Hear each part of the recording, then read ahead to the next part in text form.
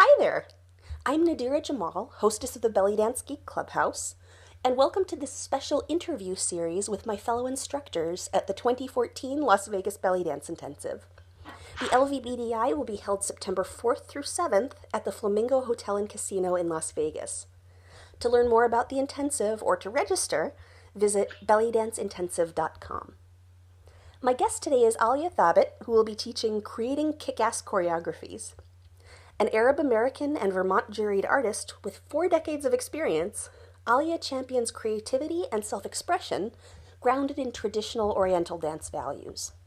Alia believes that each of us is filled with our own unique beauty and magic, treasure waiting to be found. So come find your treasure at aliathabit.com, spelled AliaThabit.com. Thanks for joining me, Alia. Thank you so much for having me. So tell us about the workshop that you're teaching at the Las Vegas Belly Dance Intensive. The workshop is going to focus on ways into a dance that without all your time deciding on steps. A lot of us, the only way we learned to make dances was by stringing steps together like beads on a necklace. And instead, we're going to look at different compositional strategies so that we can create dances quickly without having to, work our way through dozens and dozens of steps. Mm-hmm. And can you tell us why that's so important? There are a couple of reasons why. First of all, this dance is not really designed for setting out a bunch of steps because the music is designed to be improvised and the dance is designed to be improvised. Because we have recorded music, that makes it so much easier to plan out every moment. But when we do that, we lose a lot of our ability to be fresh and engaged in the moment. So when we have alternative strategies for making dances, when we can block out, make decisions about who we are as a character, what the context of our dance is, and maybe even working the stage, then we have a lot more opportunity to have fun while we're dancing instead of spending time while we're dancing trying to remember what the hell comes next. Mm-hmm. So it sounds like your approach is that the moves are the details, not the point. Yes. Interesting. The point is having a good time, and yeah, sorry, that is, as you said, that is the opposite approach that most people take. So, it sounds like this wouldn't be just something for dancers, but that it might be something for teachers as well to help them think about how they teach composition to their students. Yes, my whole focus right now is giving people alternative strategies that will allow them to reach into the dance more close to its heart and soul, that they can have this dance has all the magical benefits, but it's hard to get close to them when you create this artificial structure of steps and memorization. Mm-hmm. Can you tell us about some of the strategies that you're going to cover in your workshop? Well, I'm going to pick 3, and I might pick them out of my hat when I get there.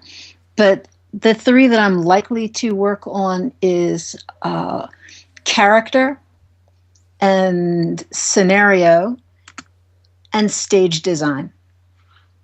So who are you? What is the purpose of your dance? And then given your space, where do you want to go? Like patterns on the stage, where do you want to go? And where do you want to stop as you employ the stage? Mm. And that's interesting because, one of the big differences between, say, Oriental dance and ballet is that we're not the Snow Queen. There's always an element of us in that. So how do you think is the best way to balance creating an interesting character with not just, putting on a costume or a disguise?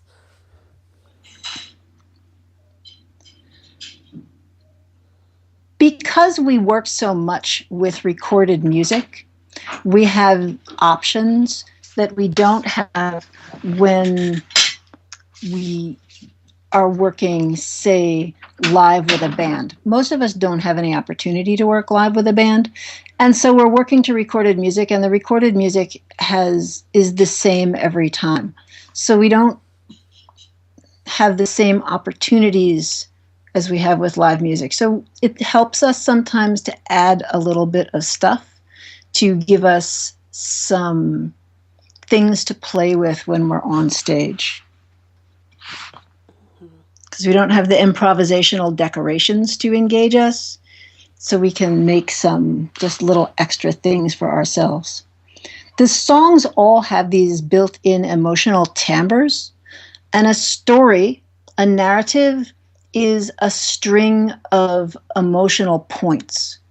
So you can take the string of emotional points and you can build like 1,000 different stories on one string of points. And that's what we're really doing, is finding the emotional arcs in the music and then taking that and hanging our story on them. Interesting. Now, when we talk about, Arabic music in particular, sometimes it seems like, that feeling changes, every 32 or 64 counts or however long the section Yes. is. So, or 3-4 counts. So, as you're listening, do you have any techniques for, digging deeply into that and finding what that emotion is for you? It seems to me like one of the biggest things that makes somebody's personal style is what they feel when they hear the music. Yes. And people might feel the same thing, but the way that same thing is expressed is going to be different for every person. I mean, so here's a song. You and I might feel the same thing half the time, 3/4 of the time, even the whole time, but the way we're different people, the way that we express it is going to be different each time. So you can take the same song and have 5 people make a dance or 25 people make a dance, and every single dance will be different, though there might be some similar elements. Excellent. Oh, this is exciting. So I know that we're under a little bit of time pressure today, so instead of digging deeper into that, I'm just going to encourage everybody to show up for Alia's workshop. I think it's earlier in the morning, but I've already signed up, so I'm going to be there with my notebook. It's really going to be fun. We're going to have a good time and get to explore things and be a little crazy. And it's all about letting the music come in through your ear and come out through your body without thinking or spending any time judging, just reacting. Excellent. So who would you recommend this workshop for?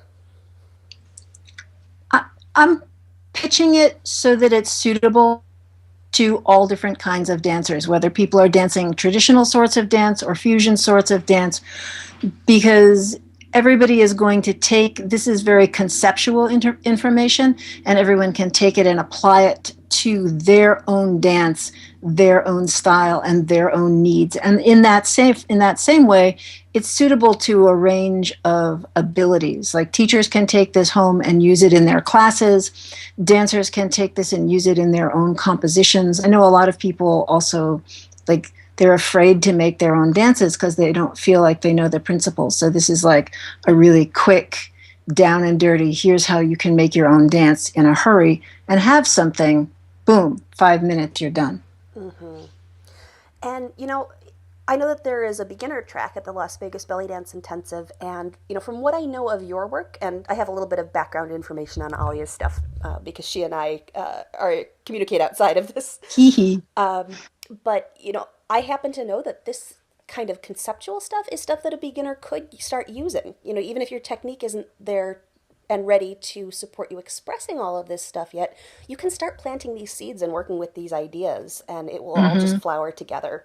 I think that a lot of people are afraid to get into concepts until dancers are, at an intermediate or advanced level, and I think that's a mistake. So I'd really encourage folks, even if you're just starting out here at the intensive, come and try this. Yeah. Anyway, so tell us how you got interested in this topic. Why did you decide to do this particular idea for the LVBDI? I've been interested in this for quite a long time, and the whole dialectic between step sequence oriented dance and dance that went to a deeper place and employed just I don't know, like an embodiment of the existing emotional timbres. And so I've been spending a lot of time looking at ways to compose dances that did not involve a lot of setting of steps and a lot of like stylization. I'm like deeply opposed to an overabundance of stylization where everything has to be exactly the same every time, because I think that's antithetical to this dance, and I think it's damaging. It's like it hurts people to constantly be trying to make something be exactly the same. There is nothing that is the same in nature. There's like no two snowflakes, no two drops of water. Why should we try to do everything the same way twice? It doesn't compute. Computers will do everything the same way twice. Okay, I take that back. You know, it goes against the core values of this dance. So what I'm looking for is ways that people can take this ancient goodness that is inherent, built into this dance, and be able to bring that into their styles that might be completely different, but they can still like drink that goodness and have it nourish them and nourish their dance and their soul. Excellent. So, will you share one tip from your session that listeners can start using right away? Yeah, the one thing that I think is the most important thing is when you're on stage, you don't think. You want to get everything arranged so that you don't have to think on stage, that you can just react, and so that you can be a conduit of love and joy for the audience. Like you hear the music and it goes in your ear and out your body, and your entire everything focused on being a conduit of love and joy for the world and for the audience. Like that's what you're doing. You're bringing love into the world. How do you get there? You breathe in time with the music, and that helps you shut off all those voices in your head. You exhale on the one, and you breathe in time with the music, and you will shut off the voices in your head. It works brilliantly. Well, it definitely works for yoga, so I don't see why it wouldn't work for dance. Every other kind of movement-based discipline has a breath component, and somehow we forgot that, but it belongs in here too. Breathe in time with the music. Excellent. And what I'm most excited about for this year's intensive? Vegas! I've never been there. I know it's kind of cheap of me, but I'm just really thrilled about it. My dad went and he really liked it a lot, so I'm excited to be able to go for the first time. Uh-huh. Well, thank you so much for joining me, Alia. Thank you. It's been a pleasure. And thank you everybody for listening. If you'd like to learn more Alia, you can check her out at aliathabit.com. Again, that's AliaThabit.com. Or better yet, join Alia at her session at the Las Vegas Belly Dance Intensive. You can register at bellydancing.com. For more interviews with our fabulous instructors, visit bellydancegeek.com/Las Vegas.